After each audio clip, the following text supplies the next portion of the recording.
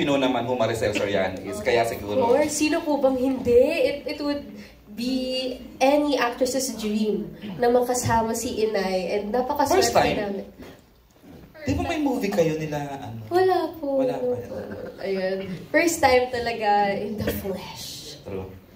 Charlie, bucket list mo rin, nakita ko sa BTR. Ako, idol ko po talaga si Inay Maria. Yung mga ginawa po niya dati, parang gusto ko po makagawa ng gano'n na parang bida kontra bida lagi yung mga characters niya. Yung kahit bida siya, parang gray character pa din, gano'n.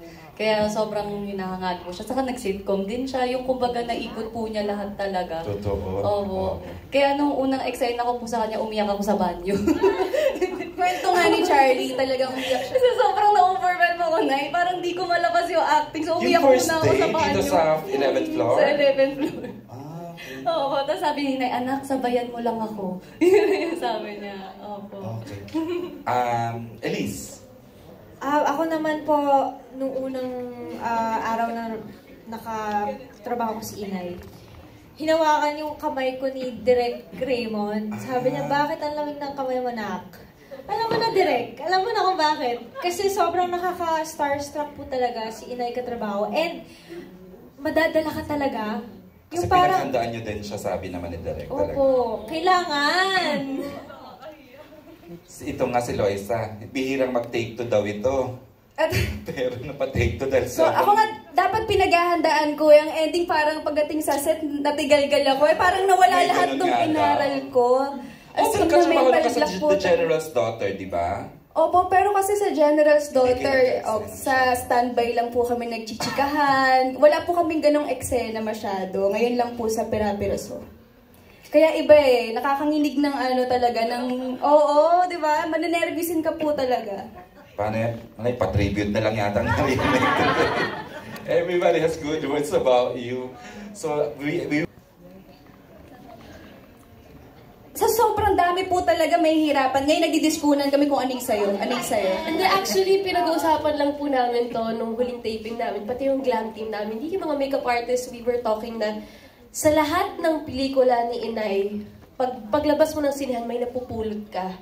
Aside from the iconic lines, pati yung talaga walang teri-teri. Yung ganyan, di ba? Yung before teri-teri, sampalin ng malakas. Hindi, yung pag napanood mo yung pelikula niya, parang mapapaisip ka, yung parang naguluhan ka din sa napanood mo, pero at the same time, napaisip ka talaga, may tinamaan sa'yo, parang gano'n.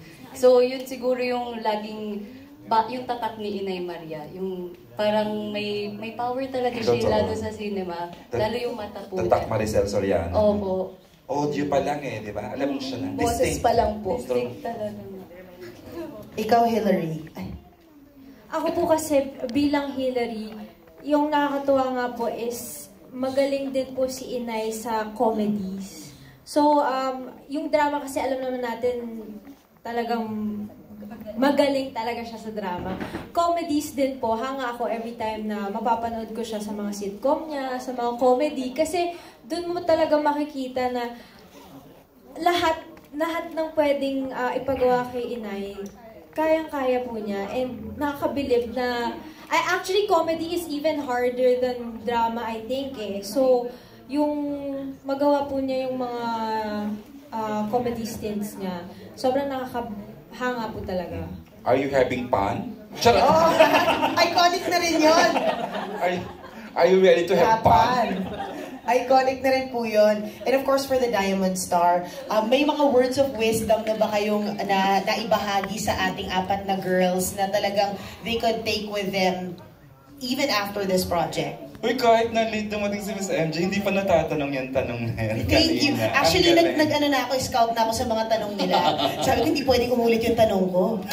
Come to think of it, no? We'd like to hear from the Diamond Star, words of wisdom for the four. Dahil sabi ko sa inyong apat, di ba? Huwag kayong ma-intimidate kahit kanino. Kasi masisira yung acting mo. Yung role nyo, parang makakain yun. Hindi kayo makikita, hindi makikilala. Hindi magagampalan yung dapat mong gampanan. Pero alam na nila yung mga iba. Kasi, yun naman, may kasama ka lang yan. Ay, bongga po yun. Paki-share na rin po. Mga lipstick na gagamitin, yung mga ganon.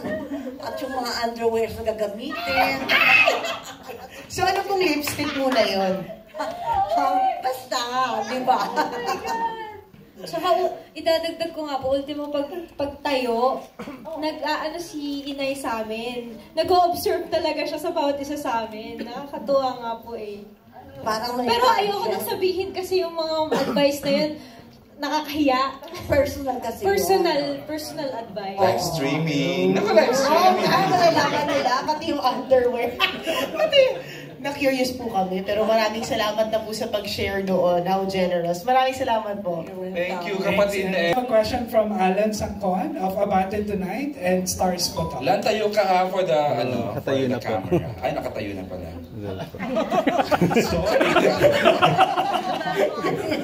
Good afternoon po, Miss Diamond Star, Ma'am Maricel. Tanong ko lang po, kasi parang parang isa sa mga iconic po sa inyo at pag tinatanong namin yung mga artista kung sino yung gustong masampal kayo ng artista, kayo po yung laging sinasabi nila. Tanong ko lang po sa inyo personally, ano po bang meron sa sampal nyo? Bakit gustong-gusto nila na masampal? Kasi galing daw sa likod. Yung kamay ko. Kasi ang liit naman, no? Parang baka naman ma-afraid ka pa dito sa kamay ko. Ang liit, oh. Kasi may staff kami. Isang production staff namin, pinari-enact niya yun talaga. Nagpasampal siya kay Inay and is so proud. Si Jevan, isa sa ating mga Jevan. Sa mga nagkumatay directors natin sa floor dito sa Jevan. Proud na proud siya, nasampal siya ni Inay. Si Inay naman, apologetic, nagtatawa ng tawa. Nay, what do you think nga? Hindi naman lahat ganun eh.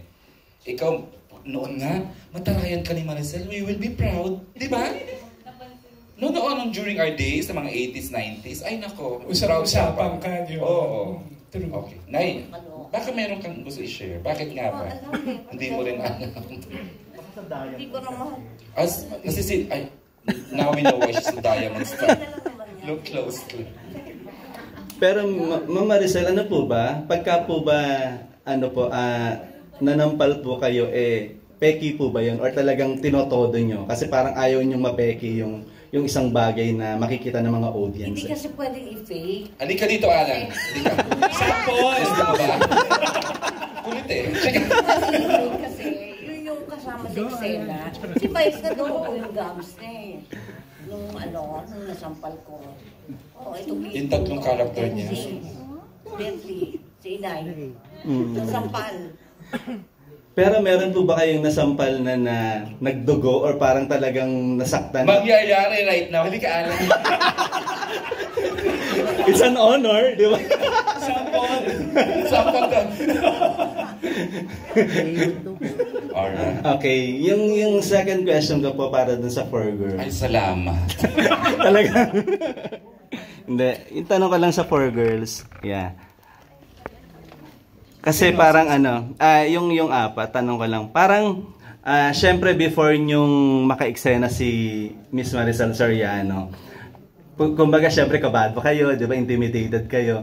Pero nung bago nyo siya makilala at ngayong kilala nyo na siya, ano yung pinagkaiba? Na nakatrabaho nyo na siya at naka-eksena na siya. Ano yung pagkakaiba ni Miss Maricel Soriano parang before iba yun? na, no? Oo, parang iba na eh. Parang meron ng sobrang saya nanay na, di ba? Pero kayo personally, gusto na yung marinig sa inyo kung ano na yung pagkakakilala nyo kay Miss Maricel after na makasama nyo siya. And before muna, before... Every day nyo siya nakakasama sa taping, di ba? Ano nga ba yung nabago? Ako po, first time ko po talaga naka-work si Nay Maria. So, nung umpisa po, takot na takot ako sa kanya. As in, feeling ko bawal magkamali kapag siya yung ka-eksena. So, iba po yung pressure talaga. Pero nung nakilala ko na po siya, nung bumati pa lang ako nung umaga, yun na agad yung sinabi, anak, huwag kang kakabahan, sasabayan mo lang ako, ganyan. Tapos, sinabi ko rin agad sa kanya nung eksena na kinakabahan ako, hindi umabot yung luha ko, sorry po ha. As in, gumanon na agad ako. Kasi yung eksena parang may kadugtong-kadugtong pa, so parang hindi agad dapat umiyak. So, doon ako kinabahan na baka hindi ako umabot. Tapos, si Inay, niyakap niya talaga ako. Tapos, every cut, niyayakap ako ni Inay. So, parang pinafeel niya talaga na huwag kayong kakabahan, ako lang to. Kumbaga, sabay lang tayong nag-e-eksena, ganyan. As in, lagi niyang sinasabi yun. So, yun ang motivation mo now after the succeeding taping days na parang, ganito siya, dynamic niya to. Opo, sobrang sweet po ni Inay Maria. Pero, magdi-deliver ka sa scene. Ay, opo, wag kang papalbak, nakakahiya talaga. Alexa, who is napaka-powerful din itong actress na to.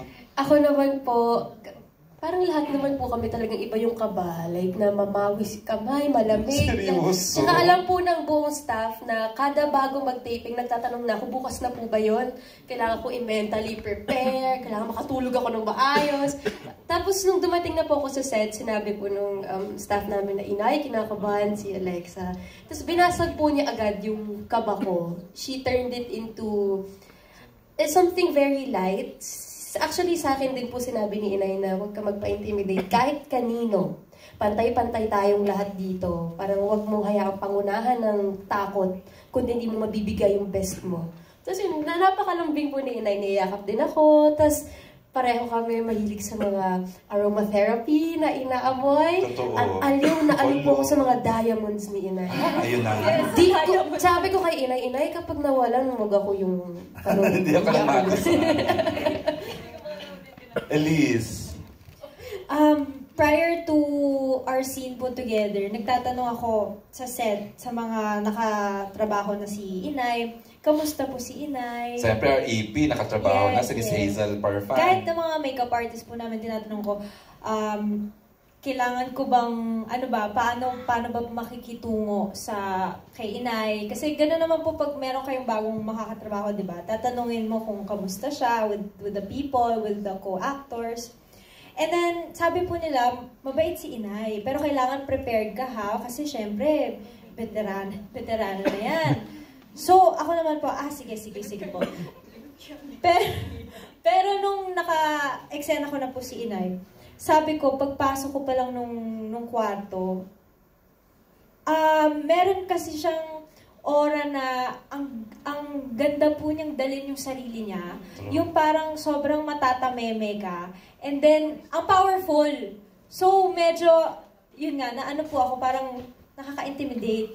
Pero when I met her and we talked po after the scene, sabi ko, ay, ang sweet-sweet ni Inay. Yung pagka-powerful niya, pag na-meet mo siya or pag nakita niyo siya from afar, yun naman yung kinabaliktaran kapag nakilala niyo na po siya. Very sweet po siya, very maalaga. Parang nanay talaga yung yung dating niya. So, parang sabi ko, someday I wanna be like that. Yung powerful ka, pero pag nakilala ka na, very warm. Totoo yan. Binavalidate naman talaga ni Elise yung mga nararamdaman nating lahat when it comes to yung ganun, nasa starstruck tayo kay Maricel, powerful talaga siya.